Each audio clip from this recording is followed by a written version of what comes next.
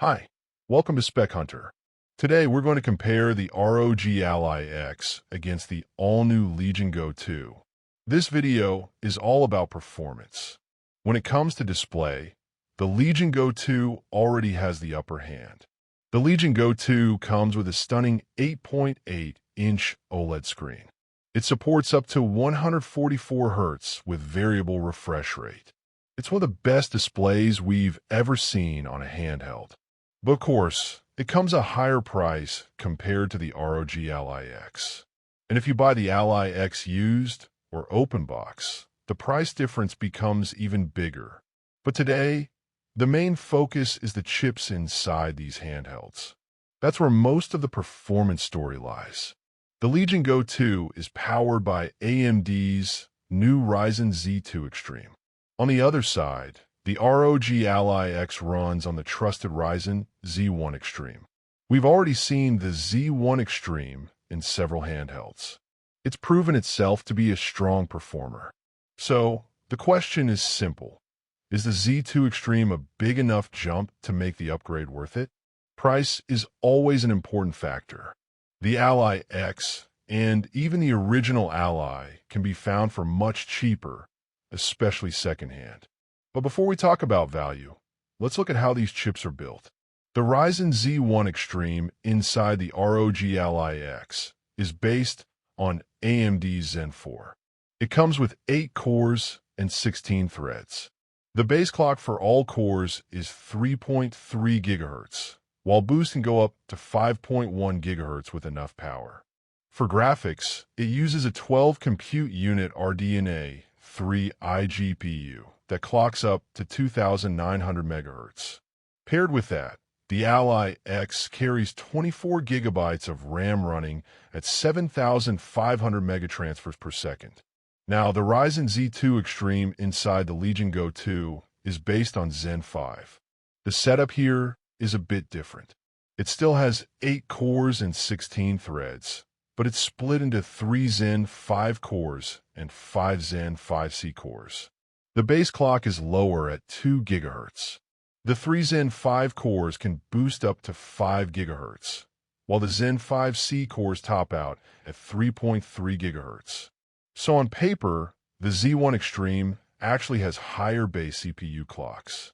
But the Z2 Extreme has the advantage of newer Zen 5 architecture. For graphics, the Z2 Extreme uses a 16 compute unit RDNA 3.5 iGPU, known as the 890M. It also clocks up to 2,900 MHz. The Legion Go 2 pairs this with 32 GB of RAM running at 8,000 megatransfers per second. One more important point is drivers. The Z1 Extreme has been around long enough that its drivers are very mature. Developers have had time to optimize performance for it. The Z2 Extreme, meanwhile, is still new in the hands of the public. Performance could improve with future driver updates, but don't expect huge jumps like 20 extra frames per second at the same wattage. Now, let's move into benchmarks. We'll start with synthetic tests. Geekbench 6 gives us a look at CPU power. The Ally X with the Z1 Extreme scored 1,795 in single-core and 7,922 in multi-core at 17 watts. Surprisingly, it beat the Z2 Extreme in single-core but lost in multi-core. When the Z1 Extreme was pushed to 25 watts, it held strong. But the Z2 Extreme really stretched ahead. It scored 2,775 in single-core and just over 11,000 in multi-core. So, at higher wattage, the new chip clearly takes the lead.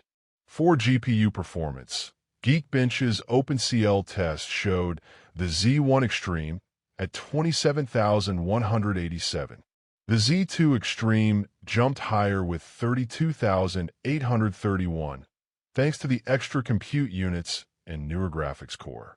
I also ran 3D Mark Steel Nomad at 25 watts. The Ally X managed 485 with about 4.8 frames per second. The Legion Go 2 with the Z2 Extreme scored 571 with 5.7 frames per second. The Z2 Extreme pulls ahead when you give it more power. Its GPU can draw a lot on its own. In 3D Mark x SPY, the Ally X scored 2,539 at 17 watts. The Legion Go 2 landed at 2,591. Pushing to 25 watts, the Ally X scored 3,037, while the Legion Go 2 jumped to 3,528. Again, the newer chip benefits from extra wattage. Now let's see how this translates into real games. I tested both at 25 watts and 17 watts. Starting with Cyberpunk 2077 at 1080p Steam Deck preset.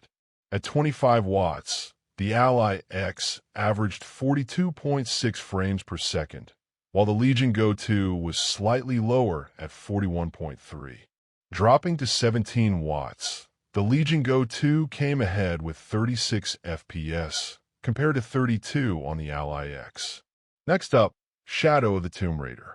At 25 watts, low settings, 1080p, the Ally X managed 59 FPS.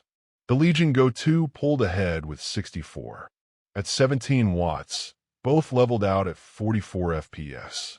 In Forza Horizon 5, medium settings, 1080p, the Ally X scored 76 FPS at 25 watts. The Legion Go 2 pushed a bit higher to 80. Dropping down, the Ally X got 62, while the Legion Go 2 hit 73. A clear win for the Z2 Extreme here. Another test was with newer titles using FSR at low settings, 1080p, with a 60% resolution scale. The Ally X averaged 44 FPS. The Legion Go 2 managed 50. At 17 watts, the Ally X scored 33, while the Legion Go 2 landed at 42. Finally, I tested Horizon Zero Dawn Remastered. This game is very tough on integrated graphics. At 1080p, the Ally X held 30 FPS. The Legion Go 2 was just a touch higher at 31. Both are playable, but not smooth at native resolution. So what do we learn from these tests? The Z2 Extreme in the Legion Go 2 is not delivering a huge generational leap over the Z1 Extreme. In some cases, the Ally X actually comes out ahead. In others, the Legion Go 2 has the advantage. At higher wattages, the Z2 Extreme tends to do better, but overall, they trade blows. This means if you already own the Ally X, or even the original Ally, you won't see massive performance gains by moving to the Z2 Extreme.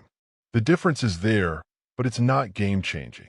What really makes the Legion Go 2 stand out is not the chip, but the hardware around it. That big 8.8-inch OLED display is unmatched right now. The detachable controllers also add extra flexibility. It's a beautiful device with premium features. But if you're only chasing better performance, the Z2 Extreme doesn't give enough reason to upgrade from the Z1 Extreme. Both are very capable chips. It mostly comes down to whether you value the extras the Legion Go 2 offers and whether you're willing to pay the higher price. And that's going to wrap it up for this comparison. I'll have more Legion Go 2 videos coming soon, so stay tuned. If you enjoyed this video, please like and subscribe to the channel. And don't forget to press the bell icon so you don't miss the latest updates.